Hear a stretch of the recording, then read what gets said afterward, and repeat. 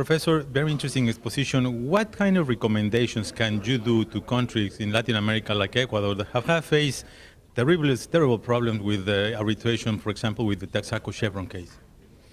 I think, the Ecuadorian government is pursuing the case as it has to through the legal processes.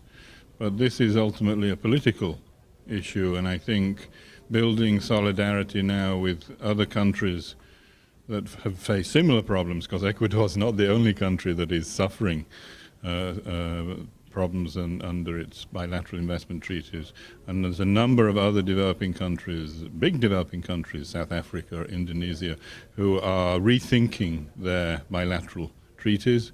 And it will be very important that Ecuador connects with these countries so there's a real sense of solidarity moving forward, and it's not just each individual country by itself struggling, but developing countries have a much more concerted effort to change what has been a very pernicious system for the last 20 years. Now, looking forward, is there any suggestion for countries like Ecuador to set up in their own investment treaties to avoid this kind of issue?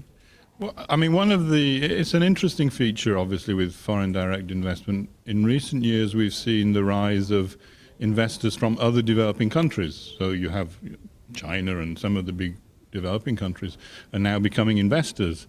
And there's a lot of interest in thinking about South-South investment treaties as an alternative type of agreement to those that have been imposed by the advanced countries. You know, China is much more familiar, for example, with the development challenges of a country like Ecuador than Belgium is, because China is still a developing country with its own problems, and that's true of South Africa and other big developing countries who have their own investors. So there is some hope that South-South investment treaties could offer a more effective and more flexible way of managing foreign direct investment than those that are associated with BITs.